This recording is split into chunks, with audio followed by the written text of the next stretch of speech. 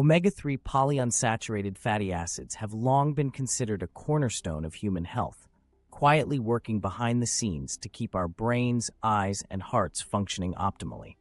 For generations, these essential nutrients were readily available in diets centered around fresh fish, leafy greens, and whole foods.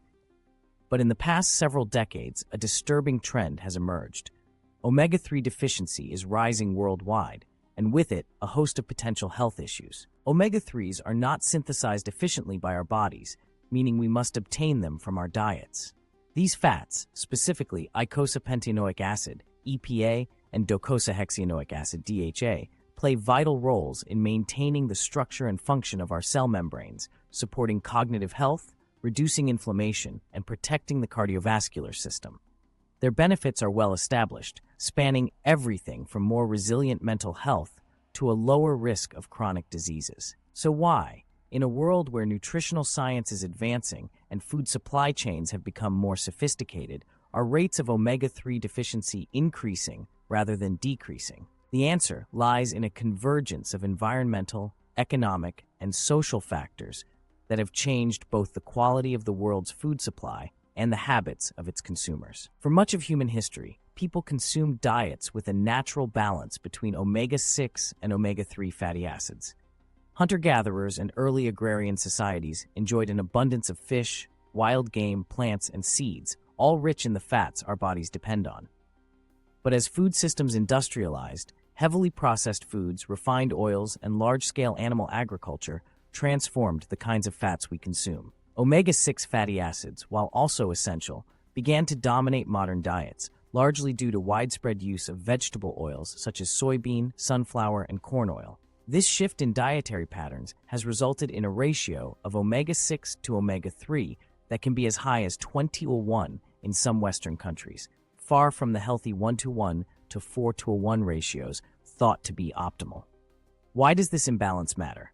Because omega-6s, when not countered by omega-3s, can drive the body towards states of chronic inflammation, a known risk factor for heart disease, type 2 diabetes, and autoimmune disorders. At the same time, global food systems have become more dependent on monocultures and convenience. Highly processed snack foods, fast foods, and ready meals crowd out whole foods that would once have supplied omega-3s.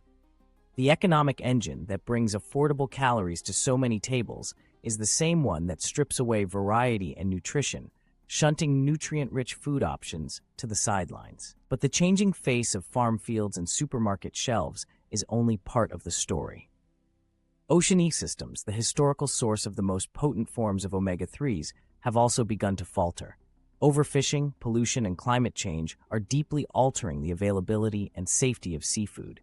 In many parts of the world, fish populations have been stressed to the point of collapse by industrial-scale harvests and illegal, unregulated fishing. As a result, many communities that traditionally depended on fish as a dietary staple now face dwindling supplies or must turn to imports that are less fresh, less affordable, and less nutrient-dense. Pollution compounds this problem. Rivers and oceans have become contaminated with industrial chemicals, heavy metals like mercury, and persistent organic pollutants. These toxins accumulate in the fatty tissues of fish, leading to safety advisories and reduced confidence in seafood as a healthful food source.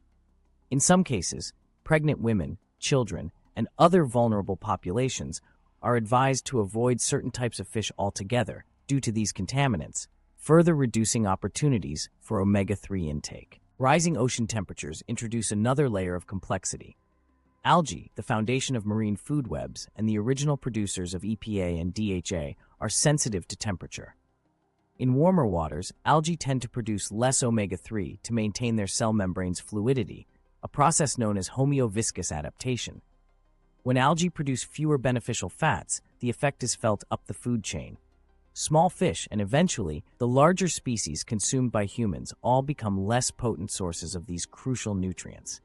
This cascade, triggered by climate change, altered fat composition, decreased marine biodiversity, and scarcer, less nutritious fish, means that people must work harder to find the same omega-3s that once came effortlessly from the sea. Not all nations are affected equally. Populations in coastal regions with a tradition of consuming whole, minimally processed foods, especially seafood, still tend to do better. These communities, however, are often the most threatened by the double burden of environmental degradation and globalization, which can drive up the price and reduce the availability of fresh, local fish. Meanwhile, those in inland or low-income regions may lack both access and education regarding the importance of omega-3s. Some governments and health organizations have sought to address this growing gap through education campaigns or by encouraging the use of omega-3 supplements. While these strategies help, they have limitations. Supplements are often expensive, and the most effective ones, those derived from pure, unoxidized fish or algal oil, may be simply out of reach for the populations who need them most. Lower-cost alternatives sometimes contain degraded or contaminated fats, reducing their health benefits. There is some good news. Researchers and innovators are exploring new avenues to bypass these environmental and economic bottlenecks. One promising approach lies in the cultivation of omega-3 rich plants, such as purslane or specially bred strains of flax and canola, which can be consumed directly or used to produce cooking oils. Some forms of algae can be grown in controlled environments, harvested, and converted into dietary supplements with a lower risk of contamination compared to fish-based products. Aquaculture or fish farming has also helped to meet rising global demand for seafood. However, the omega-3 content of farmed fish is highly dependent on what they're fed. If farmed fish eat diets heavy in corn or soy, their omega-3 levels are far lower than those fed on traditional marine meals. Sustainable aquafeed production, using algae or plant-based ingredients high in EPA and DHA, may be a promising strategy, but it also faces economic and regulatory hurdles. Public health experts believe that policy and collaboration are crucial moving forward. Stronger international agreements to manage and restore fish stocks, reduce ocean pollution, and protect key habitats are essential not only to support biodiversity, but also to sustain food security. Transparent labeling standards that help consumers identify genuinely omega-3 rich foods can help encourage better choices. Schools and community health programs can play a vital role in spreading awareness of the importance of balancing omega-6 and omega-3 intake, and teaching people how to incorporate nuts, seeds, greens, and sustainable seafood into their everyday meals. On an individual level, people can take meaningful action by favoring whole foods and cutting back on highly processed options. Choosing fish such as salmon, sardines, herring, and mackerel, where available and safe, can be a practical step. Where seafood is less accessible, including walnuts, chia seeds, flax seeds, and dark leafy greens, can help bolster omega-3 intake, albeit in the form most bodies must convert to the longer chain forms.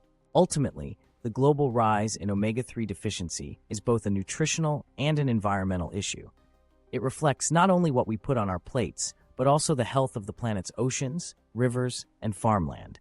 Addressing it will require a collective commitment among individuals, communities, health professionals, and policymakers to foster food systems that prioritize both abundance and health. By restoring balance in our diets and stewardship in our environments, we can chart a path toward better health and resilience for all.